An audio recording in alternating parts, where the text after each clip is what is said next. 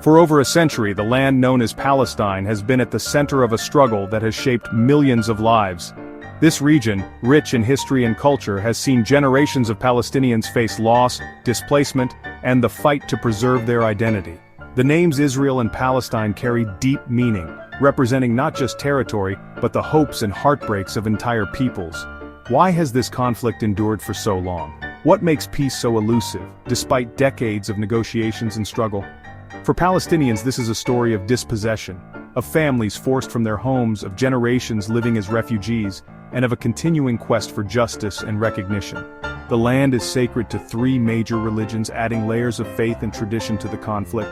To understand today's headlines, we must look back, before borders, before division, to when Palestine was part of the Ottoman Empire. This is a story of ordinary people, especially Palestinians, whose lives, dreams, and struggles are woven into every stone of this land. For centuries, the land now called Israel and Palestine was a quiet province of the Ottoman Empire, home to a diverse population, mostly Arabs, with a small Jewish community. In the late 1800s, new ideas began to stir. Zionism, a movement born from centuries of anti-Jewish persecution in Europe, called for a Jewish homeland in Palestine. Jewish immigration began in 1882, subtly changing the region's demographics. By World War I, Palestine's population was still predominantly Arab, but both Jews and Arabs had deep ties to the land. As the Ottoman Empire weakened, both groups developed competing national aspirations. The foundations for future conflict were quietly laid as two peoples began to see the same land as their rightful home. World War I shattered the Ottoman Empire, and Britain seized the chance to expand its influence in the Middle East. In 1917, the Balfour Declaration promised British support for a Jewish homeland in Palestine, while vaguely assuring the rights of existing non-Jewish communities. For Zionists, it was a breakthrough. For Palestinian Arabs, it was a betrayal. After the war, Britain was given the mandate for Palestine, tasked with implementing the Balfour Declaration. Jewish immigration surged, especially in the 1930s as Jews fled Nazi persecution. Arab resistance and violence grew, as did demands for independence. British policies tried to balance conflicting promises, but ultimately deepened divisions and mistrust. By 1947, Britain, exhausted and unable to resolve the conflict, handed the issue to the United Nations. The UN proposed partitioning Palestine into separate Jewish and Arab states, with Jerusalem under international control. Jewish leaders accepted the plan, Arab leaders rejected it, seeing it as unjust. Violence erupted. In 1948, Israel declared independence and neighboring Arab states invaded. Israel survived and expanded beyond the UN's proposed borders. For Israelis, it was a war of independence. For Palestinians, it was the Nakba, catastrophe. Over 700,000 Palestinians became refugees, their displacement a central grievance that endures. The refugee crisis and unresolved claims set the stage for decades of conflict. The uneasy peace after 1948 was shattered in 1967, when Israel launched preemptive strikes against its neighbors, sparking the Six-Day War. Israel captured the West Bank, Gaza Strip, East Jerusalem, Sinai, and the Golan Heights, dramatically altering the region's map. 1 million Palestinians in the West Bank and Gaza came under Israeli military rule. Israel annexed East Jerusalem, declaring it its capital, a move unrecognized internationally. UN Resolution 242 called for Israeli withdrawal from occupied territories in exchange for peace, but ambiguity led to decades of stalemate. For Palestinians, occupation meant military law, land confiscations, and the start of Israeli settlements. Israel withdrew from Gaza in 2005, but still controls its borders, airspace, and coastline. The occupation deepened grievances and fueled further conflict. In the early 1990s, secret talks led to the Oslo Accords, a historic handshake between Israeli Prime Minister Rabin and PLO Chairman Arafat. The PLO recognized Israel. Israel recognized the PLO as the Palestinian people's representative. The Accords created the Palestinian Authority, granting limited self-rule in parts of the West Bank and Gaza. Hopes soared, but the agreement left key issues unresolved: Jerusalem, refugees, settlements, and borders. Israel retained control over most of the West Bank, including settlements and resources. Many Palestinians felt Oslo brought indirect occupation, not true sovereignty. Final status talks collapsed at Camp David in 2000, with both sides blaming each other. Disillusionment set in, and the peace process stalled. Oslo's promise faded, replaced by frustration and mistrust.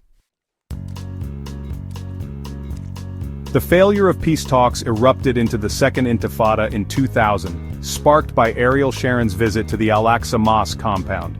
What began as protests escalated into suicide bombings, Israeli military incursions, and a devastating cycle of violence. Palestinian militant attacks targeted Israeli civilians, hardening Israeli public opinion. Israel responded with military operations, reoccupying Palestinian areas, building a separation barrier, and imposing harsh restrictions. Targeted assassinations and collateral damage fueled further anger and despair. Thousands died, mostly Palestinians, and trust between the two sides was shattered. By 2005, the violence subsided, but the peace process was in ruins. Even before the escalation of late 2023, Palestinians endured years of hardship under a strict blockade in Gaza, which severely limited movement, trade, and access to basic necessities. Daily life was marked by uncertainty and deprivation, with families struggling to secure food, clean water, and medical care. In the West Bank, military occupation and a network of checkpoints restricted freedom, impacting every aspect of Palestinian society, from education and employment to family life and healthcare. Since 2007, Gaza's blockade has created a deepening humanitarian crisis. Electricity blackouts, empty markets, and crumbling infrastructure became the norm, leaving residents in a constant state of emergency. Meanwhile, in the West Bank, the expansion of Israeli settlements and the proliferation of roadblocks have fragmented Palestinian communities, isolating villages, and making daily travel perilous and unpredictable. On October 7, 2023, Hamas, a militant group in Palestine, launched an attack on Israel due to the unending pressure and poor condition of living for the Palestinian people.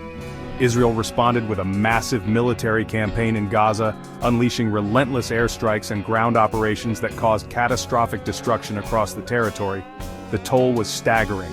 Tens of thousands of Palestinians lost their lives, with countless families mourning loved ones and hospitals overwhelmed by the wounded. Most of Gaza's population was forced to flee their homes, seeking shelter in overcrowded camps or among the ruins, as entire neighborhoods were reduced to rubble and basic services collapsed. With food, water, and medicine running out, famine conditions set in, and malnutrition among children soared to alarming levels. Rights groups and the United Nations accused Israel of war crimes, calling for investigations into attacks on civilians and the destruction of vital infrastructure. Israel, in turn, accused Hamas of using civilians as human shields and embedding fighters within densely populated areas, complicating the conflict and fueling international debate. Violence also surged in the West Bank, with record numbers of Palestinian deaths, increased settler attacks, and accelerated settlement expansion, further destabilizing the region. International courts took unprecedented legal action, launching investigations and hearings on alleged war crimes and the legality of military operations. Meanwhile, the United States continued to provide military aid to Israel, sparking global debate and protests over its role in the conflict. UNRWA, Gaza's main aid agency, faced a ban and funding cuts, leaving millions without critical humanitarian assistance and deepening the crisis. A fragile ceasefire was eventually reached on the Lebanon-Israel border, with peacekeepers deployed to prevent further escalation. Yet the region remained volatile, with tensions high and the future uncertain for millions caught in the crossfire. For Palestinians, this conflict is about more than land. It's about identity, trauma, and the struggle for dignity. The Nakba, a defining moment of loss and dispossession, continues to echo through generations. Families remember being uprooted, losing homes, and the pain of exile shaping a collective longing for justice and return. Despite decades of occupation, checkpoints, and daily hardship, Palestinians show remarkable resilience. Their stories of survival and hope are passed down, fueling a steadfast commitment to their homeland and identity. The trauma of displacement and ongoing struggle shapes every aspect of life, but so does the dream of peace and freedom.